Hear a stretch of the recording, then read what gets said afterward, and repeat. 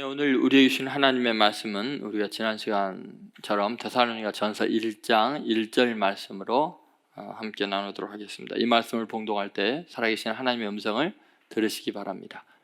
바울과 실와노와 디모데는 하나님 아버지와 주 예수 그리스도 안에 있는 데살로니가인의 교회에 편지하노니 은혜와 평강이 너희에게 있을지어다. 아멘. 네, 오늘 말씀 지난 시간에 이어서 그리스도인의 인사 두 번째 시간입니다. 지난주에 그리스도인의 인사가 뭐라 그랬죠? 은혜라고 이야기했죠. 은혜, 이것은 헬라식의 인사입니다. 근데 오늘은 이제 평강에 대한 것입니다. 그리스도인들은 서로에게 평강이 있을지어다 이렇게 인사를 해야 합니다. 요새는 예전에 우리 어른들이 인사할 때 우리 항상 이렇게 만났을 때 하는 인사가 뭐였죠? 안녕하십니까? 예전에 진지자 쓰셨습니까? 이것은 어떨 때요? 하도 굶주리니까 아침에 만나거나 낮에 만나면 식사하셨냐 물어보는 것이 그것이 하나의 가장 중요한, 서로 만났을 때 서로 교감하게 되는 그런 거였죠. 전쟁이 하도 많으니까 안녕하십니까? 밤새 무사하셨습니까? 뭐 이런 거를 많이 해요. 근데 지금 그런 것 같아요. 지금 가장 필요한 것이 우리의 불안함과 두려움 때문에 좀 안녕하십니까? 또는 평강이 있으시기를 원합니다. 샬롬 이렇게 인사하는 것이 되게 필요한 때인 것 같아요. 하나님의 평강이 있기를 원합니다. 그런 인사가 필요한 때인 거죠. 그리스도인들은 이럴 때 평강을 이 시대에 선포하는 사람들이 되어야 합니다. 다들 불안해하고 있죠. 전 세계가 신종 코로나 19로 인해서 불안해합니다. 우리나라뿐만 아니라 이탈리아를 비롯해서 전 세계가 이제 속수무책으로 두려움과 공포에 사로잡혀 있습니다. 더구나 우리나라는 한 이단 집단으로 인해서 더 극심한 지금 혼란을 겪고 있고 두려움이 가득하죠. 더구나 이럴 때요, 예전에 사스나 메르스 때문에 사랑하는 가족을 잃은 사람들은 이 트라우마가 엄청날 겁니다. 그런 일을 겪지 않은 사람들에 비해서 그런 일을 겪은 그런 가족이 있는 사람들은 아마 그 트라우마에 시달릴 거예요. 다른 사람보다 훨씬 더 두렵겠죠. 공포에 시달리고 있을 것입니다. 더구나 요새 심리학적인 용어인데 많이 이제 매스컴에도 나오는 게 사회적 거리두기, 사회적 거리라는 게 있거든요. 사람을 만나면 엘리베이터 안에서의 거리, 길을 갈 때 어느 정도 거리를 지키는 거 예의죠. 사회적 거리에 대한 이야기를 많이 하죠. 1m나 2m 이상 이렇게 떨어져야 예의가 되는 시대예요. 그러다 보니까 살갑게 만나고 악수하고 이런 게 참 어려워졌죠. 오히려 그렇게 하면 폐가 되는 때가 되다 보니까 아마도 지금 사회적인 약자들, 홀로 외로운 독거 노인들, 어린아이들, 혼자 있는 아이들 같은 경우는 굉장히 어려움을 많이 겪을 수 있습니다. 그렇지 않아도 소외되어 있는데, 이럴 때 누구나 다 겪게 되는 사회적인 관계의 단절의 두려움들이 있습니다. 자, 이럴 때 우리 그리스도인들이 정말 이 시대의 평강을 선포하고 그 평강을 누릴 수 있는 그러한 은혜를 하나님께서 우리에게 주시기를 원합니다. 사실 세상 사람들은 열심히 살아서 성공을 해도 평강을 누리기가 어렵습니다. 예를 들면 지미 핸드릭스라는 락 음악의 기타 연주자가 있습니다. 마약 중독자가 돼서 무대 위에서 난폭하게 행동하고 문란한 삶을 살았습니다. 1970년 어느 공연의 마지막에 가서 그는 자기 기타를 부셔버리는 행동도 했습니다.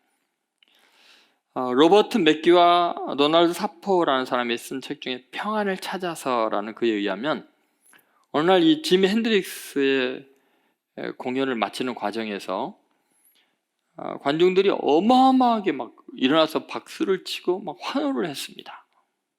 그런데 순간적으로 박수갈채가 멈추고 정적이 흐르는데 그 이유가 뭐냐면 핸드릭스가 무릎을 꿇고 앉은 자세에서 꼼짝을 안 하는 거예요. 움직이질 않는 거예요. 굉장히 조용한 이 정적이 흐른 다음에 관중들을 향해서 핸드리스가 이렇게 말했습니다. 여기에 누구 참된 평안을 아는 사람이 있으면 무대 뒤에서 나를 만나 주시기 바랍니다. 그리고 결국은 아무도 이 갑작스러운 초청에 응한 사람이 없었겠죠. 며칠 뒤에 그는 약물 과용으로 죽고 말았습니다. 여러분, 우리가 세상에서 아무리 성공을 해도 환호성과 박수갈채를 받아도 이게 사회적인 관계가 굉장히 좋은 것 같아도요, 근본적인 내적인 공허감이 있으면, 하나님과의 관계가 온전하게 회복이 안 되면 사람은 불안합니다. 이런 전염병이 없어도 스스로 죽을 수밖에 없는 존재, 그것이 인간이죠. 그래서 이 평강을 누린다는 것은 대단히 큰 축복이 아닐 수가 없습니다. 오늘 본문에 은혜와 평강이 너에게 있을지어다 했을 때 이 평강은 헬라어로는 에이레네이죠. 아마 히브리어라면 샬롬 좀 될 것입니다. 이것은 정말 평화이죠. 평안하는 것, 그리고 정말 안식을 누리고 완전함 속에 들어가는 것입니다. 그런데 이것은, 이 평강이라는 것은 초대교회 교인들이 다 만날 때마다 했던 인사입니다. 예를 들어서 구약에서 모세도 이 평안에 대한 인사를 이야기합니다. 민수기 6장 26절 한번 같이 읽어보겠습니다. 여호와는 그 얼굴을 내게로 향하여 드사 평강 주시기를 원하노라 할지니라 하라. 자, 평강 주시기를 원하노라 할지니라 하라 그랬습니다.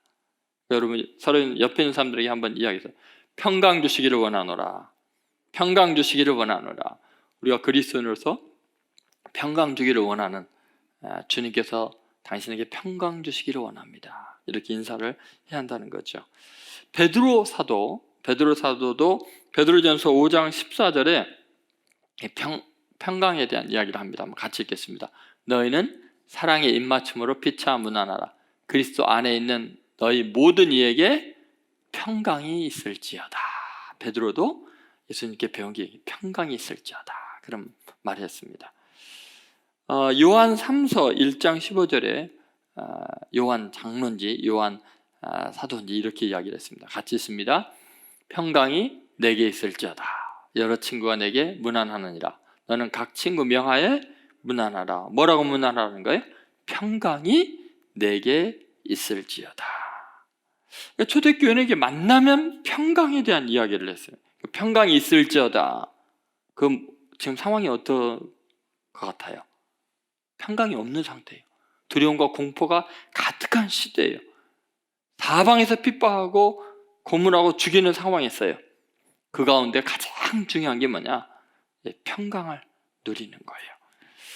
예수님이 부활하신 다음에 거듭거듭 제자들에게 한 인사도 역시 평강이 있을지어다 였습니다. 요한복음 20장 19절 21절 말씀입니다. 한번 같이 읽어보도록 하겠습니다. 이날 곧 안식 후 첫날 저녁 때 제자들이 유대인들을 두려워하여 모인 곳의 문들을 닫았더니 예수께서 오사 가운데 서서 이르시되 너희에게 평강이 있을지어다. 이 말씀을 하시고 손과 옆구리를 보이시니 제자들이 주를 보고 기뻐하더라. 예수께서 또 이르시되 너희에게 평강이 있을지어다.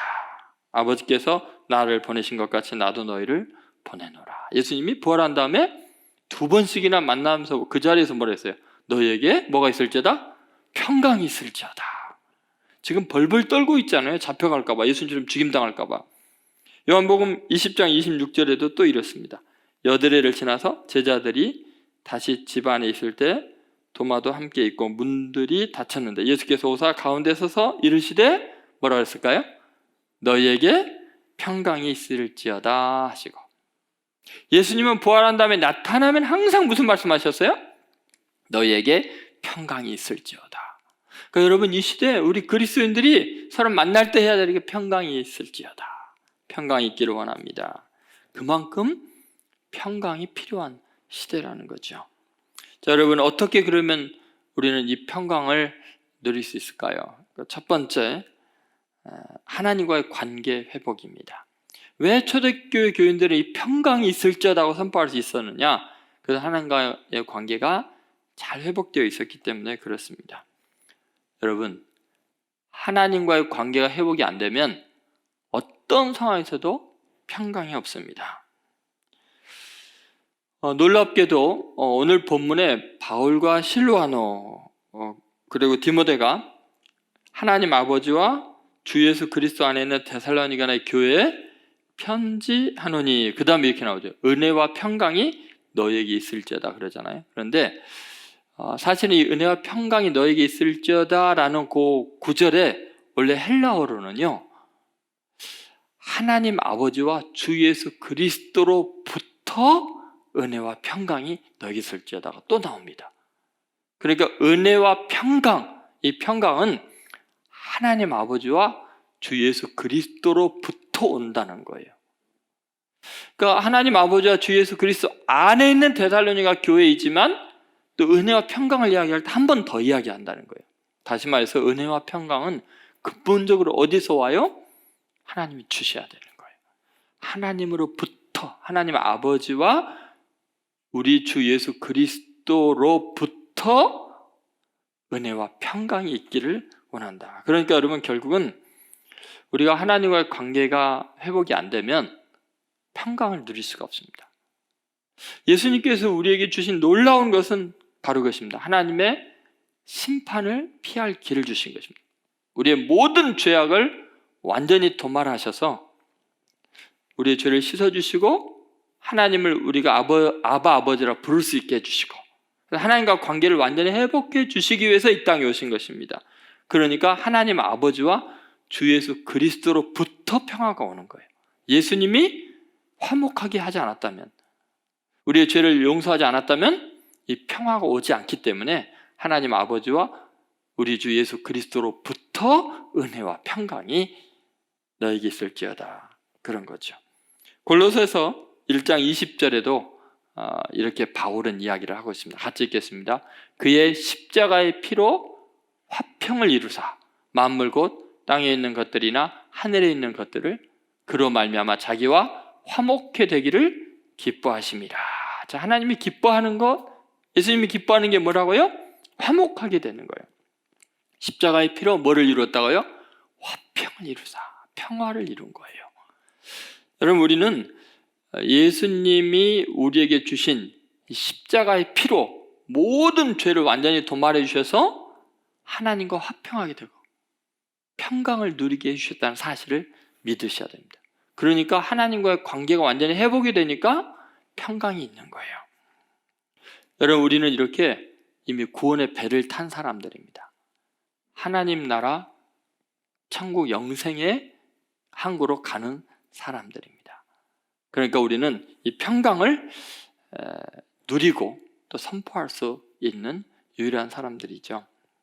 지금부터 한 100여 년 전에 영국의 한 청년이 미국에 가면 잘 살 수 있다는 그런 소문을 들었어요.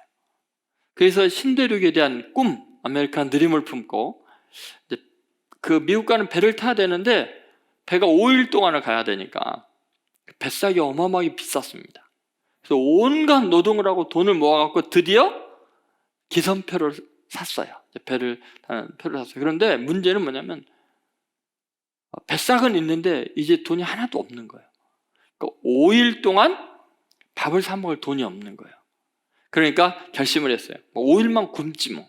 미국에만 가면 어떻게 길이 있겠지. 그리고 배를 타서 이제 매일 굶습니다.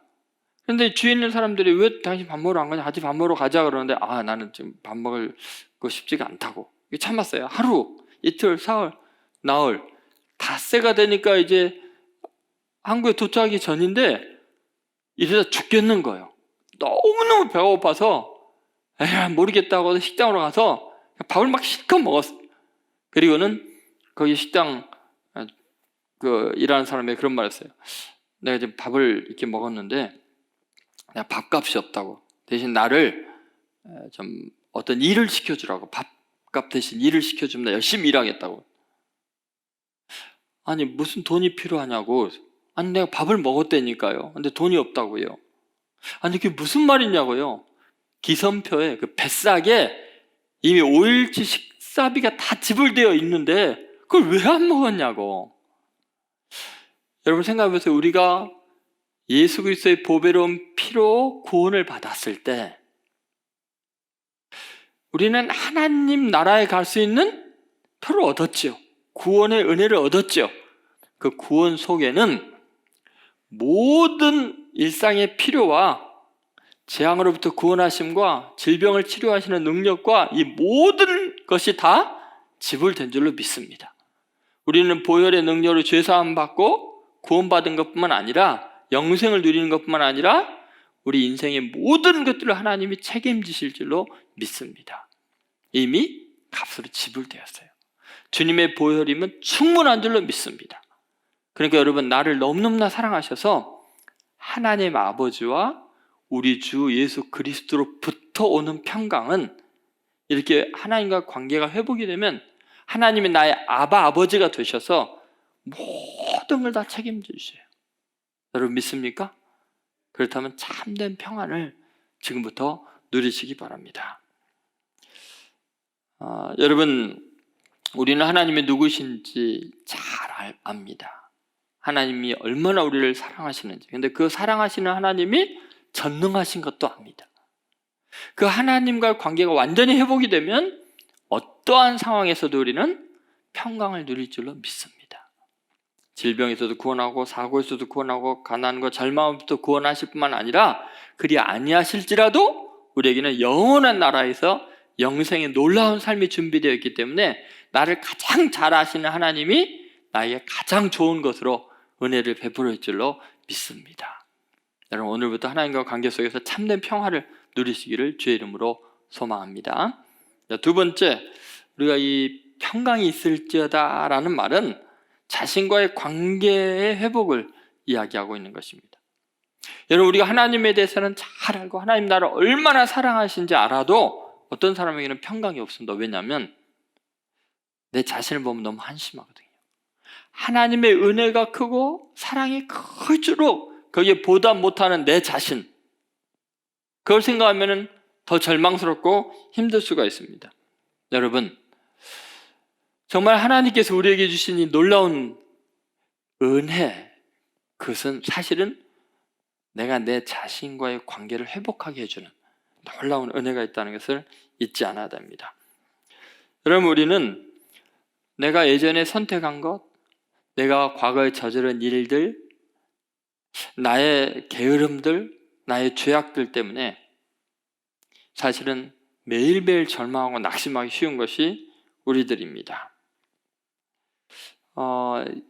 예를 들면 카렌 호나이라는 이 정신분석에 대해서 아주 탁월한 학자가 있습니다. 카렌 호나이, 이 사람에 의하면 자기 멸시를 하는 사람, 그러니까 자기 자신을 비하하는 사람은 이기적이거나 또는 오만한 사람에게 무방비한 상태로 노출된 경우가 많다는 거예요. 그러니까 그들의 한마디 한마디 말에 상처를 받고 그대로 그냥 그 사람들이 하는 말을 인정하고 받아들인다. 왜냐하면 자기 혐오감, 자기 자신에 대해서 멸시하는 사람은 생각하는 걸 싫어한대요. 그러다 보니까 누가 칭찬을 하거나 누가 멸시하거나 누가 함부로 대하는 것에 대해서 그냥 그걸 그대로 받아들여서 많은 사람들에게 속고 이용당하기가 쉽다는 거예요. 여러분 이 시대에 지금 그 사이비 집단이나 이단들에게 왜 이렇게 많은 사람들이 빠져 있느냐? 실제로 사회생활하면서 자기 자신에 대해서 용납을 못하기 때문이에요. 자기 멸시와 혐오감이 있기 때문에 다른 사람이 자기에 대해서 뭐라고 칭찬만 조금만 해주면 그냥 좋아서 따라가는 거예요. 또 어떤 사람이 협박하고 너 지옥 가 그러면은 꼼짝없이 그 교주의 말에 모든 걸 다 따라가는 거죠. 그 왜 그러냐? 하나님께서 나를 있는 모습 그대로 용납해 주시고 나를 사랑한다는 확신이 없으면, 자기 멸시와 혐오감에서 벗어나지 못하면 평강이 없기 때문에 누가 한두 마디만 해도 불안해서 공포에 사로잡혀서 이상한 행동을 하게 됩니다. 그래서 지금 같은 이런 사태들이 많이 일어날 수 있는 거죠. 여러분, 다른 사람들의 말에 대해서 내 자신을 함부로 정죄해서는 안 됩니다. 내가 내 자신을 함부로 판단하게 해서도 안 됩니다. 하나님은 우리의 있는 모습 그대로를 사랑하십니다. 왜 그러냐면 하나님은 우리의 약함을 사랑하시는 게 아니라 그 약함을 통해서 하나님의 강하심을 드러낼 수 있고, 하나님은 우리의 죄를 사랑하는 게 아니라 그 죄를 깨끗게 하는 하나님의 능력을 나타낼 수 있기 때문이에요. 하나님은 마치 마법사가 쥐를 갖다가 말로 만드는 것처럼, 호박을 마차로 만들 수 있는 것처럼 하나님은 우리의 삶 존재 자체를 얼마든지 위대하게 만드실 수 있는 분이에요. 그러니까 하나님께서 나를 나의 악함과 나의 추함마저도 선과 영광으로 바꿀 수 있다는 것, 그것을 믿는 것이 믿음이 아니겠습니까? 하나님께서 만드신 만물을 보면 다 그래요. 예를 들면 연꽃 같은 경우도, 저는 연꽃을 되게 좋아하는데, 여러분 보세요 한번. 그냥 진흙탕물에 꾸정물 같은데 그렇게 탐스럽게 큰 꽃이 피자는 거 하나님이 만드셨죠. 부처님이 만든 거 아니에요. 연꽃이 불교의 상징이라고만 생각하면 안 돼요. 하나님의 작품이에요. 여러분, 하나님 만드는 거 다 보세요. 그냥 거름더미가 뭐예요? 거름더미. 오물들이 그 퇴비가 돼서 발효가 돼서 있는 거기에 씨앗이 하나 떨어지면 그것을 영양분으로 삼아서 열매를 맺잖아요. 하나님은 그냥 우리의 있는 모습 그대로 얼마든지 사용할 수 있는 분이에요. 온 세상 만물을 그렇게 만드셨어요. 그러니까 너가 아무리 냄새나고 추하고 더러워도 거기에서 나는 열매를 맺을 수도 있고 꽃을 피울 수 있다고 말씀하시는 거예요. 여러분 믿습니까? 정말 그래요. 신명기 7장 7절에 보면 지금 위대한 이스라엘 어떠했길래 하나님께 선민을 택함을 받았을까요? 같이 읽어보겠습니다. 여호와께서 너희를 기뻐하시고 너희를 택하심은 너희가 다른 민족보다 수요가 많기 때문이 아니니라. 너희는 오히려 모든 민족 중에 가장 적으니라. 하나님이 이스라엘을 사랑하시고 이스라엘을 선택한 이유가, 하나님께 용납받은 이유가, 하나님께 위대하게 쓰임받은 이유가 숫자가 많기 때문이 아니라는 거예요. 위대하기 때문이 아니라 하나님이 사랑하시기 때문이라는 거예요. 여러분, 우리는 우리 자신이 일을 많이 하고 남보다 더 훌륭한 업적을 남기면 하나님께 인정받는다고 착각하면 안 됩니다. 그것이 평강을 깨뜨립니다. 하나님은 내 자신 존재 자체 그대로 그냥 사랑하십니다. 왜냐하면 얼마든지 나를 변화시키고 사용하실 분은 하나님의 능력에 속한 것이지 내가 내 스스로 할 수 있는 게 아니라는 거예요. 2007년 미국에서 가장 혁신적인 교회 1위로 뽑힌 교회가 라이프 교회라고 있습니다. 라이프 교회. 이 교회는 작은 차고에서 시작했는데요. 10년 만에 2만 명의 성도가 모이는 대형 교회를 이루었습니다. 초고속 성장한 교회이죠. 이 교회 목사님이 크레이그 그로셀이라는 목사님인데요. 이분이 그런 말을 했어요. 하나님을 믿지만 하나님을 믿지 않는 무신론자처럼 살았던 과거의 삶이었다고. 목회하면서도 자기는 목사인데도 무신론자처럼 살았다. 이게 무슨 말일까요? 그가 자신의 삶에 대한 고백을 담은 내용이 크리스찬 무신론자라는 책입니다. 되짚어 보니까 자기는 너무너무나 인정을 받고 싶어서 자기가 무가치한 존재라는 생각 때문에 하나님께도 인정받고 싶고 자기 자신에게도 자기를 인정받고 싶어가지고 어마어마하게 많은 일들을 해나간 거예요. 존재감을 찾기 위해서. 나중에는 일 중독이 되었어요. 나중에 깨달은 것이 일 중독도 우상 숭배라는 것을 알게 되죠. 오직 예수 그리스도를 통해서만 충족될 수 있는데 그 다른 어떤 행위를 통해서 자기 만족을 찾으려고 했던 거죠. 여러분, 주님 때문에 존재 의미가 있는 거예요. 주님에게서 존재 의미를 찾아야 되는데 내가 성과를 올리고 큰 일을 하면 내가 왠지 가치 있는 존재라는 생각을 할 수 있다는 거죠. 여러분, 많은 성도들이 크리스천인데 무신론자처럼 산다는 게 이런 의미예요. 나에 대한 가치는 내가 어떤 일을 해서가 아니라 하나님이 나를 창조하셨고 나를 사랑하시기 때문에 나의 존재 가치가 있는 거예요. 그냥 모습 그대로 의미가 있는 거예요. 그런데 세상 사람들처럼 자꾸 그런 생각하는 거예요.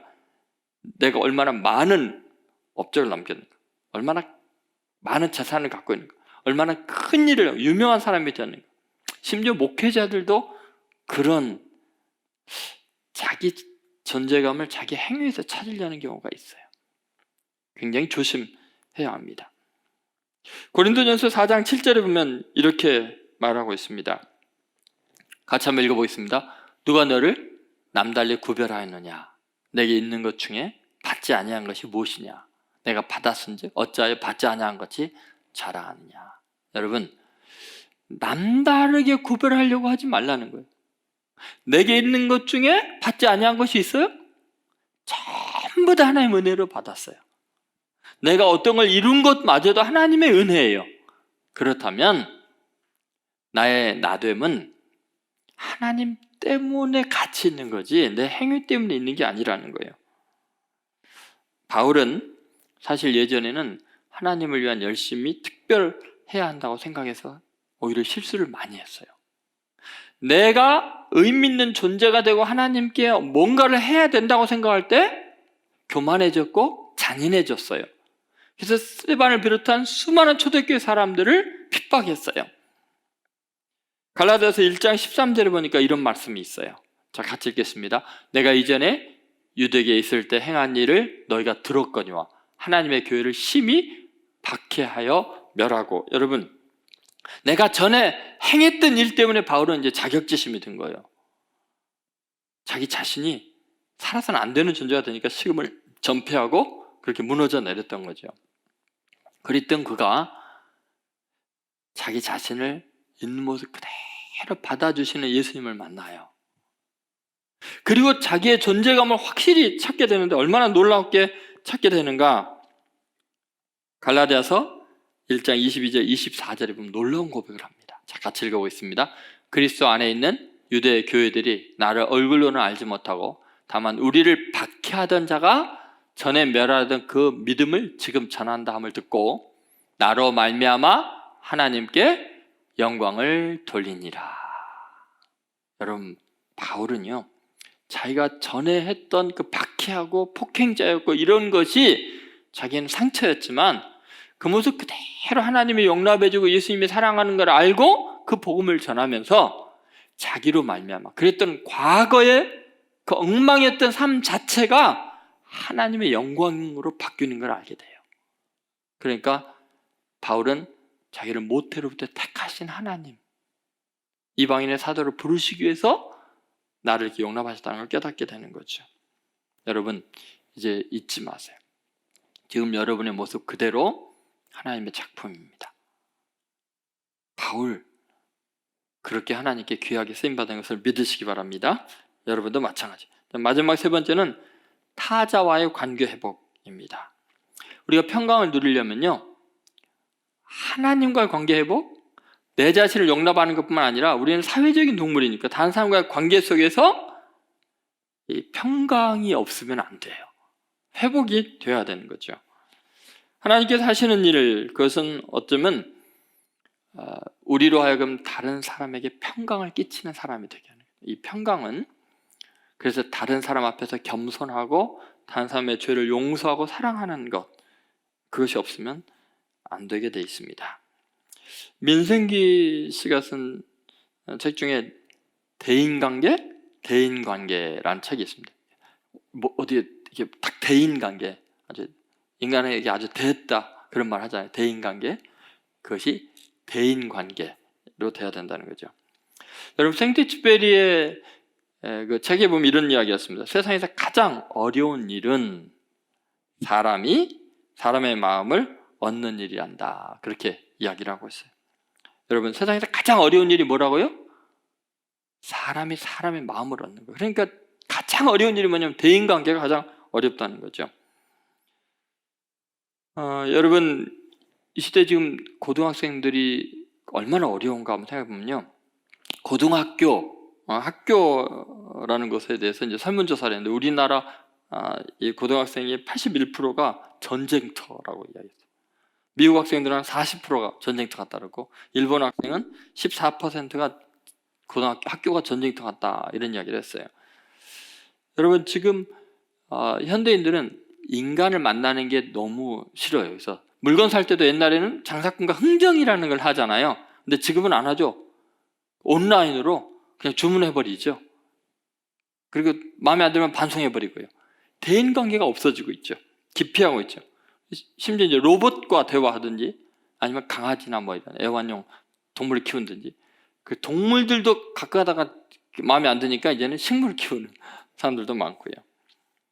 여러분, 우리 인간들은요, 외로운 걸 힘들어하면서도 함께 있는 것은 더 힘들어해요.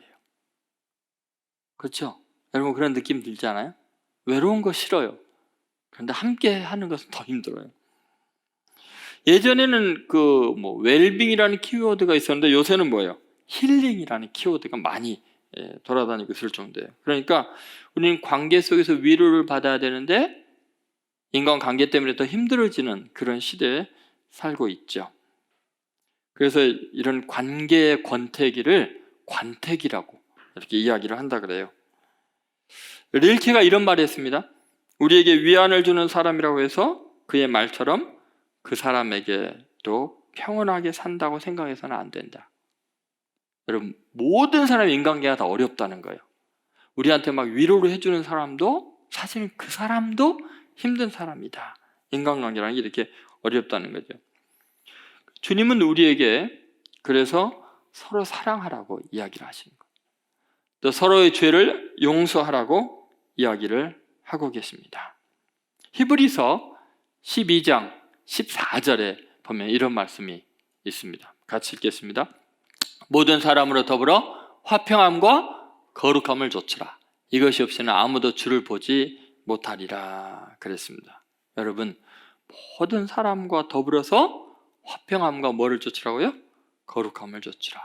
이것이 없이는 아무도 주를 보지 못하리라 했어요.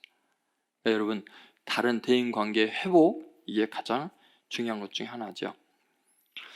우리가 도저히 용서할 수 없는 사람을 용서할 수 있는 이유는 예수님께서 내 죄를 용서해 주셨기 때문입니다. 그 받은 은혜에 대한 감격이 있으면요, 세상에 용서 못할 사람이 없게 되죠. 예수님께 받은 은혜 그대로 다른 사람들에게 은혜를 베풀 때 평강이 있게 되는 것입니다. 요셉도 자기 형들에 대해서 끝까지 눈물을 흘리면서 평강을 기원했죠. 평안하소서, 평안하소서, 두려워하지 마소서. 형님들은 나를 팔았지만 하나님의 악을 손으로 바꾸셨습니다. 한 사람 이야기를 하고 말씀을 마치겠습니다. 농노들의 친구였던 러시아의 보로네슈에 주교가 있습니다. 이 사람이 티흘이라는 사람인데, 이 사람이요, 그 지방에 있는 그 한 제후의 집을 찾아갑니다. 제후를 찾아간 이유는 그 지방 제후 밑에 있는 농노들이 너무 학대를 당하고 부당한 대우를 받는다는 것 때문에 농노들을 아주 위하는 이 티흘 주교가 이제 따지러 간 거예요. 그리고 제후 앞에서 직설적으로 말해버린 거예요. 주교이기 때문에 그랬겠죠. 근데 이 제후가 듣다가 너무 화가 나갖고 언성이 높아지고는 그냥 자기 분을 못 이겨서 주교를 그냥 뺨을 후려쳤어요. 티흘 주교가 그걸 맞고는 자기도 분을 못 참아가지고 그냥 나와버렸어요. 길을 가는데 가만히 생각해보니까 자기가 너무 직설적으로 말한 것 같고 주교의 화를 돋군 게 자기라는 생각이, 그것도 잘못이라는 생각이 들어서 다시 돌아갔어요. 다시 돌아가서는 그 제후 발 앞에 납작 엎드려서 용서를 빌었어요. 내가 무례했습니다. 내가 먼저 제후에게 너무 함부로 말한 것을 용서해 주십시오. 잘못했습니다.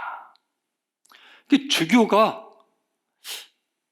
자기 앞에 무릎을 꿇는 걸 보고서, 이 훌륭한 분이, 겸손한 분이 하는 걸 보고서, 그렇지 않아도 제후도 지금 마음이 안 편한 상태였는데 그 발 앞에 제후도 무릎을 꿇고 용서를 빌었어요. 그런 서로 부둥켜 안고 엉엉 울면서 서로를 축복하게 됐어요. 그리고 나서 그 제후는 그 농노들에게 가장 관대하고 사랑이 많은 사람으로 명성을 날리게 돼요. 완전히 삶이 변화된 거죠. 여러분, 이 시대에 너무나 많은 증오심이 있어요. 어려울 때일수록 평강을 잃어버린 이유는 인간관계가 자꾸 어려워지기 때문이에요. 사회적인 거리를 더 멀리 둬야 되기 때문이죠. 이럴 때 우리가 납작 엎드려서 다른 사람들의 죄를 용서하고 용서받는 사람이 돼야 되고요. 아무리 세상에 불의가 가득해도 우리의 마음이 디을주교처럼 겸손해져야 돼요. 무례해지면 안 돼요. 화내는 것을 정의를 외치면서 증오하고 미워하는 것을 정당화시켜서는 안 돼요. 서로 긍휼히 여기고 용서할 때 거기에 참된 평강이 가득한 세상이 될 줄로 믿습니다. 예수님께서 하신 평강의 평안을 끼치는 말씀을 같이 한번 말씀을 낭독하고 마치도록 하겠습니다. 요한복음 14장 27절 먼저 한번 읽겠습니다. 평안을 너에게 끼치노니 곧 나의 평안을 너에게 주노라. 내가 너에게 주는 것은 세상이 주는 것 같지 아니하니라. 너희는 마음에 근심하지도 말고 두려워하지도 말라. 여러분 믿습니까? 네. 요한복음 16장 33절 읽고 말씀을 마치겠습니다. 이것을 너에게 이르는 것은 너희로 내 안에서 평안을 누리게 하려 함이라. 세상에서는 너희가 환난을 당하나 담대하라. 내가 세상을 이기었노라. 여러분, 예수님은 하나님과의 관계가 완전히 회복되신 분이에요. 그리고 당신 자신을 그대로 용납하시고 다른 사람들을 용서함으로 평강을 이 땅 가운데 선포하셨는데 너에게 평강이 있을지어다 선언하면서 이 시대를 치유하는 성도들 되시기를 주의 이름으로 축원드립니다. 기도하겠습니다. 거룩하신 하나님 아버지, 우리는 불안합니다. 두렵습니다. 연약합니다. 그러나 오늘 말씀을 통해서 너에게 평강이 있을지어다 말씀해 주셔서 고맙습니다. 세상에서는 환난을 당하나 담대하라. 내가 세상을 이겼노라 말씀하신 주님으로 인하여 평강이 가득한 저희들의 삶이 되게 하여 주옵소서. 하나님 아버지와 우리 주 예수 그리스도로부터 은혜와 평강이 가득한 이 시대로 다시 한번 치유하여 주시고 회복시켜 주옵소서. 예수님의 이름으로 기도드리옵나이다. 아멘. 지금은 평강의 주가 되신 예수 그리스도의 은혜와 귀한 독생자를 희생하여 우리에게 참된 평안을 알려주신 하나님 아버지의 극진하신 사랑과 우리의 마음을 주관하시는 성령의 감동, 감화, 교통하심이 남은 생애 동안 평강이 있을지어다 외치며 그 평강으로 세상을 치유하기를 소망하는 하나님의 아들, 딸들 머리 위에 코로나19로 인해서 고통 가운데 있는 대한민국과 세계 각처에 있는 환우들 위해 지금으로부터 영원히 함께 하시기를 간절히 축원하옵나이다. 아멘.